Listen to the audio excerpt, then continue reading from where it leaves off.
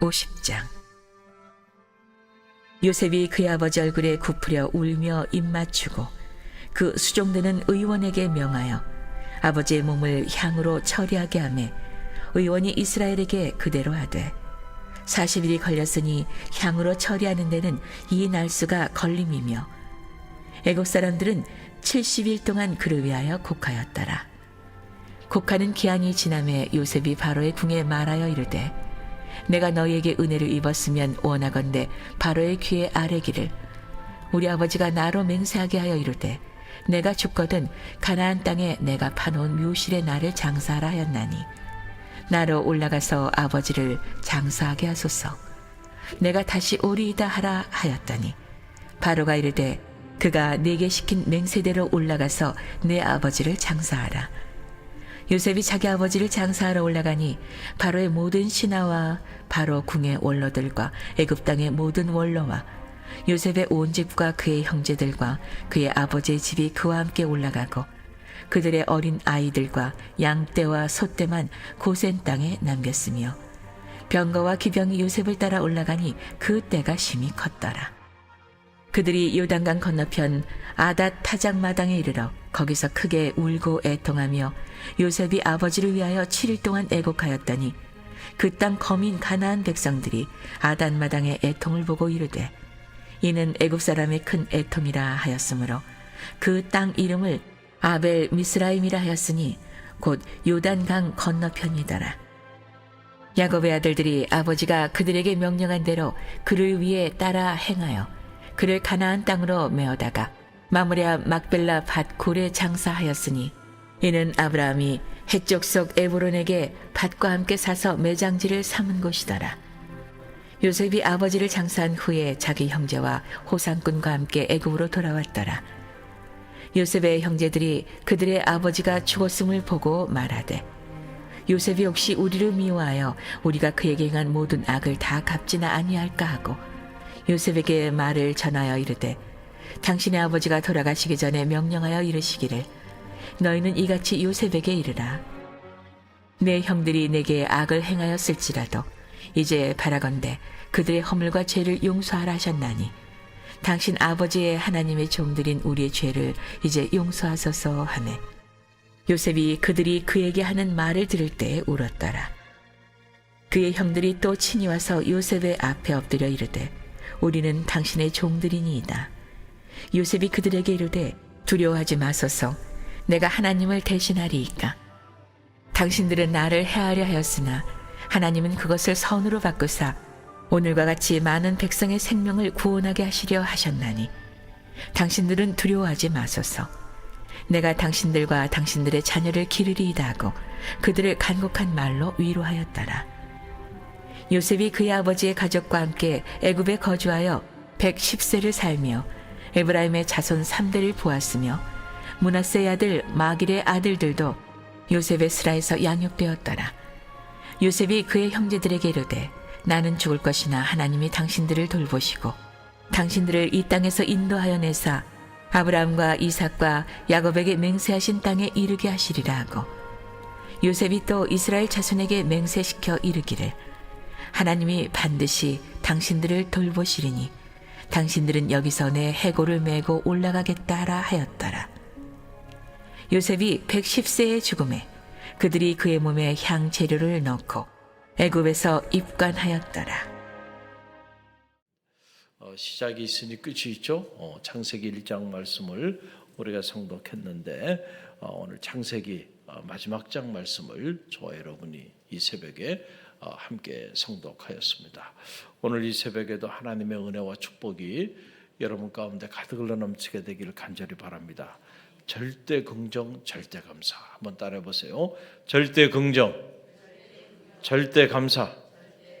하나님은 살아계시고 그 살아계신 하나님은 오늘 이 시간에도 저와 여러분과 함께 하십니다. 그분이 함께하는 그 길은 어떤 고난이 닥쳐도 모든 것이 협력하여 선을 이루어 가실 것입니다. 우리는 그 믿음으로 오늘도 승리의 개가를 부리며 나가는 성도들임을 기억하고 오늘도 힘있게 한 날의 삶을 시작하는 여러분 모두가 되시기를 간절히 바랍니다. 오늘 이 창세기 50장에 보게 되면 이제 요셉이 그의 아버지 야곱을 장례하는 이 피네럴 세레머니, 장례 예식이 이 50장의 문을 열면서 전개되고 있는 것을 보게 됩니다. 우리가 이 장례식을 보면서 여러 가지 많은 생각들을 하게 되는데, 특별히 저는 개인적으로 이 야곱의 장례식을 보면서 큰 감동을 받고 또 은혜를 받습니다. 여러분, 저는 지금까지 젊은 나이에서부터 시작해가지고 수없이 많은 이 장례를 집례해 왔어요. 셀 수가 없어요. 너무 많은 사람들의 장례를 집례했기 때문에. 근데 장례를 집례하면서 늘 느끼는 건 뭐냐면은, 자, 부모님이 세상을 떠났어요. 그러면 이제 자녀들이 와서 그 장례 예배에 참여하고 모든 장례 절차에 이렇게 참여하는 모습을 보게 되는데, 자, 장례를 집례, 위로 예배를 가고 입관 예배를 집례하고 천국 환송 예식, 그리고 하간 예식까지 이렇게 장례를 쭉 함께 하면서 이렇게 보면은, 이 가문이 어떤 가문인지 그걸 다 알 수 있어요. 숨길 수가 없어요. 부모님이 세상을 떠났어요. 그러면 이제 자녀들이 모였어요. 그 부모님이 떠난 그 자리에서 자녀들이 보이는 그 모습을 보면 이 가정이 어떤 가정이었는지 여러분 여과 없이 다 드러납니다. 다 드러나요. 어떤 가정들은 보면 사회적으로 지위도 있고 돈도 많아요. 그런데 장례를 집례하면서 이렇게 보면 말이죠, 제 마음이 불편해. 왜 이렇게 불편할까? 그 이유는 다른 게 아니에요. 이분들이 부모님이 세상을 떠났어요. 그래서 그 살아생전에 부모님이 자신들에게 베푸신 그 사랑, 그 은혜를 기억하면서 온 가족들이, 자녀들이 그 그리움과 그 사무치는 정, 그리고 그 부모님의 유지를 받들고자 하는 이런 마음으로 하나로 쫙 이렇게 모여야 되는데, 그렇지 않고요. 보면은 부모님이 세상을 떠난 그 자리에서도 형제 간에 갈등이 있고요. 그리고 재산 싸움을 하고 있고요. 그런 모습을 보면요, 사실은 제 마음에 사람 같지 않아요. 참 불쌍한 사람들이구나, 이 사람들. 세상적으로는 많이 배웠어요. 그리고 세상적으로 보면 가진 재산도 많아요. 그러나 사람처럼 보이지가 않아요. 불쌍해. 그러나 어떤 가정은 보면 사회적으로 보면 그렇게 높은 위치에 있지도 못해요. 많이 갖지도 못했어요. 그런데 부모님 세상을 떠난 그 자리에서 말이죠, 형제들이 다 하나가 돼서 그래서 마지막 하간 예식하고 결단할 때 보면은 그동안에 가족들끼리 좀 소원했던 일들, 가족들끼리 조금 불편했던 일들, 이런 것들이요, 부모님의 장례식을 통해서 쫙 회복이 됩니다. 서로 다 용서하고, 그리고 가족이 다시 하나로 뭉쳐요. 그리고 부모님 생전에 그 유지를 받들고자 하는 결단을 하게 돼요. 자, 그런 거 보면 아름다워요. 이 가문이 사회적으로 세상 사람들이 어떻게 볼지는 모르겠지만 영적으로 보면은 귀한 가정이구나. 하나님의 축복을 누리며 살게 되겠구나. 그런 마음에, 그래서 제가 더 깊은 곳에서 그 가문을 축복하게 되는 거예요. 할렐루야. 여러분, 이 지금 야곱이 세상을 떠나게 돼요. 그랬을 때에 요셉이 당시 애굽의 총리였는데 바로는 이름뿐이었고 실제로 전 에집트를 다스리는 막강한 권력을 가지고 있었던 그런 자리에 있었어요. 그런데 요셉이 아버지가 세상을 떠나게 되자 그 아버지의 죽음 앞에서요, 자기의 어떤 세상적인 권력이나 자기의 어떤 세상적인 힘을 과시하면서 자기 뜻대로 뭐 어떻게, 그게 아니에요. 철저히 아버지의 유지를 받들면서 그리고 진심으로 그 아버지에 대한 사랑과 정을 억누르지 못하고 통곡하며 울면서 나아가는 그런 겸손한 모습을 보게 돼요. 여러분 그 내용이 이게 나오는데 1절로 3절 말씀 보면 나오죠. 함께 읽어봅니다. 요셉이 그의 아버지 얼굴에 굽으려 울며 입맞추고 그 수종들은 의원에게 명하여 아버지의 몸을 향으로 처리하게 하며 의원이 이스라엘에게 그대로 하되 40일이 걸렸으니 향으로 처리하는 데는 이 날수가 걸림이며 애굽 사람들은 70일 동안 그를 위하여 곡하였더라. 아멘. 요셉이 자신의 아버지가 숨을 거두게 되자 그 아버지의 얼굴에 굽으려 울며 입맞추며 그리고 정성껏 아버지의 유지를 받들어 장례를 집례하고 그 장례를 인도하는 그런 모습들이 이제 이 창세기 50장에 쭉 기록되어 있는 걸 보게 돼요. 아버지의 유지가 뭐였나요? 야곱이 숨을 거두기 전에 요셉에게 한 말이 있어요. 그 내용이 창세기 49장 29절로 31절에 나오는데요. 함께 읽어봅니다. 그가 그들에게 명하여 이르되 내가 내 조상들에게로 돌아가리니 나를 햇사람 에브론의 밭에 있는 굴에 우리 선조와 함께 장사하라. 이 굴은 가나안 땅 마므레 앞 막벨라 밭에 있는 것이라. 아브라함이 햇사람 에브론에게서 밭과 함께 사서 그의 매장지로 삼았으므로 아브라함과 그의 아내 사레가 거기 장사되었고 이삭과 그의 아내 리브가도 거기 장사되었으며 나도 레아를 그곳에 장사하였노라. 아멘. 창세기에서 보여주는 하나님 어떤 하나님이에요?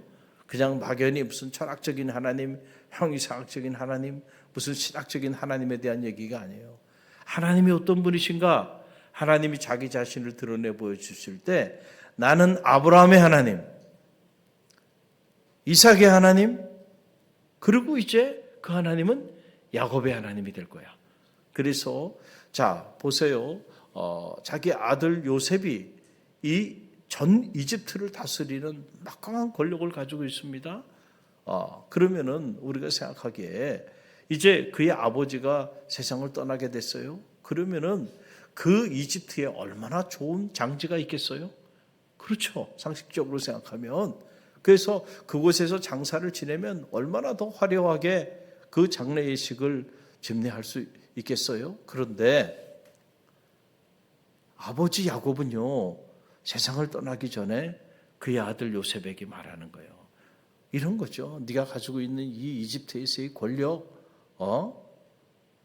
나에게 있어서 그게 중요한 게 아니야.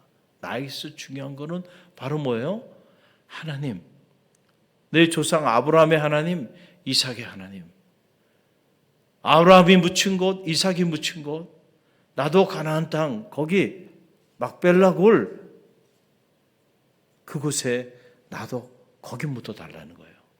그리고 야곱이 자기 사랑하는 자녀들을 다 축복하고 요셉에게도 말했잖아요.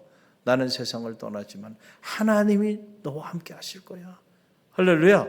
하나님이 내게 주신 언약, 아브라함을 통하여 이삭을 통하여 주신 이 언약을 사랑하는 요셉과 그의 자녀들에게 다 유산으로 신앙의 유산을 물려주고 그들을 다 축복하고 나의 시신도 이집트가 아니고 약속의 땅 그 가나안 믿음의 조상 아브라함 이삭이 묻힌 곳 그곳에 나를 장사해달라. 여러분 지금 이 이집트에서 이 막벨라 굴까지요 한 500km가 떨어진 거예요. 당시에 여러분 이게 얼마나 먼 거리입니까? 그런데 요셉이요 아버지의 유지를 받듭니다. 참 감동스러운 그런 장면이에요. 그래서 왕에게 가가지고요 요셉이 말을 하는 거예요. 아버지가 살아 생전에 이런 유언을 제게 했는데 유지를 받들게 좀 해달라. 그랬더니 내 마음대로 하라는 거예요. 그래가지고 이제 요셉이 얼마나 여러분 가는 길이 번거롭고 힘든 길이었겠어요. 그러나 아버지가 마지막 믿음의 유산을 남긴 거잖아요. 그러니까 이 아들 요셉도요, 그것이 얼마나 귀하다고 하는 사실을 알았기 때문에 그렇게 한 거 아니겠어요? 아니 그냥 이 이집트에서 이 화려한 장지가 있고 왕족들이 사용하는 그런 장지가 있는데 그곳에 묻히면 얼마나 영화롭고 얼마나 좋겠어. 그냥 그렇게 생각하고 아버지 돌아가셨는데 자기 뜻대로 그냥 그렇게 할 수도 있었을 거예요. 그러나 그렇게 하지 않아요. 요셉의 마음 안에는 늘 누가 살아있었어요? 하나님이 살아있었어요. 그래서 비록 자기가 이 이집트에 이런 총리가 되고 이런 막강한 권력을 가지게 되었지만 이것조차도 하나님이 세워주신 것이라고 하는 사실을 뼛속 깊이 누가 알았어요? 요셉이 알았어. 그래서 그 믿음의 유산을 받드는 거예요 지금. 할렐루야. 그래서 지금 아버지의 그 유지를 받들어 가나안 땅으로 지금 나아가고 있는 장면들. 12절로 14절에 보게 되면 그 일부가 나오죠. 함께 읽어봅니다. 야곱의 아들들이 아버지가 그들에게 명령한 대로 그를 위해 따라 행하여 그를 가나안 땅으로 메어다가 마므레 앞 막벨라 발굴에 장사하였으니 이는 아브라함이 해쪽 속 에브론에게 밭과 함께 사서 매장지를 삼은 곳이었더라. 요셉이 아버지를 장사한 후에 자기 형제와 호상꾼과 함께 애굽으로 돌아왔더라. 아멘. 한번 상상력을 가지고 한번 이렇게 이 말씀을 한번 들여다보세요. 보니까 요셉뿐만 아니고 그 형제들, 그 형들, 동생 다 아버지가 말씀하신 대로 따라 행하였다. 성경을 이렇게 기록하고 있어요. 그러니까 여러분 이 장례 예식, 이 피네럴 세리머니가 여러분 얼마나 엄숙하고 그리고 무엇보다 아버지를 중심으로 아버지의 그 믿음의 그 유지를 받드는 것을 중심으로 누구도 이견이 없이 그렇잖아요. 아버지를 어디 묻어야 될까? 여러분 이것 가지고도 싸운다니까요. 싸워요. 제가 지금도 잊혀지지 않는 장례식 중에 하나는 저 경상도 그 장례를 집례하러 갔는데 말이죠. 비는 억수같이 오고요. 그런데 산산에 어머니를 묻어야 되는데 아버지가 먼저 세상을 떠나서 묻혀 있고 그 옆에 합장을 해야 돼요. 근데 비는 막 옥수같이 내리는데 막 밟으면 막 진흙이 막 이만큼씩 발이 막 들어가요. 그 산에 올라가서 그 산산에 묻어야 되는데 그렇게 해서 그냥 어렵게 올라갔어요. 올라가지고 이제 하간 예식을 하려고 그러는데요.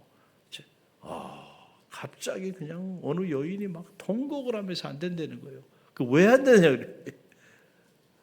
우리 어머니가 살아생전에 우리 아버지 때문에 얼마나 마음고생을 많이 했는데 죽어서 아버지 곁에 못 묻히게 한다는 거예요. 딸이에요, 딸이.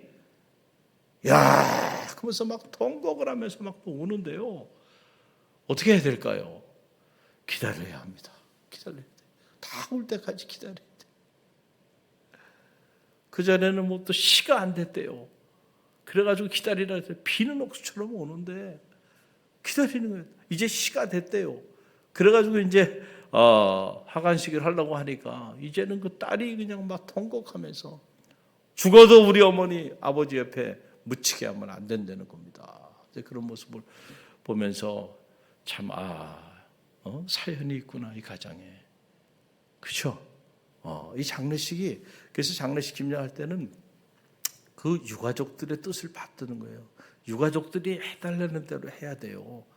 유가족들이 예배를 드리기를 원치 않으면 그냥 침묵 속에서 기도만 해야 되는 거고 유가족들이 예배를 드려달라 그러면 여러분 비가 오나 눈이 오나 해달라는 대로 해줘야 돼요. 왜냐하면 사랑하는 부모님이 돌아가셨어. 얼마나 여러분 가슴이 아프고 얼마나 생에 있어서 힘들고 어려운 그런 순간입니까? 그러니까 원하는 대로 그렇게 해드려야 되는 거예요. 그러니까 그냥 기다리는 거예요. 그래서 이렇게 보면 다양한 장례식들이 있어요. 그런데 지금 이게 보니까 말이에요.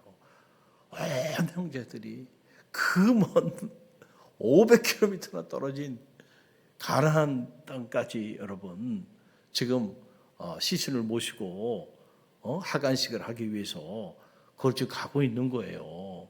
그런데 형제들이 누구도 이견이 없어요. 누구도 이거에 대해서 갈등하지 않고 한 마음으로 아버지의 유지를 받들었다.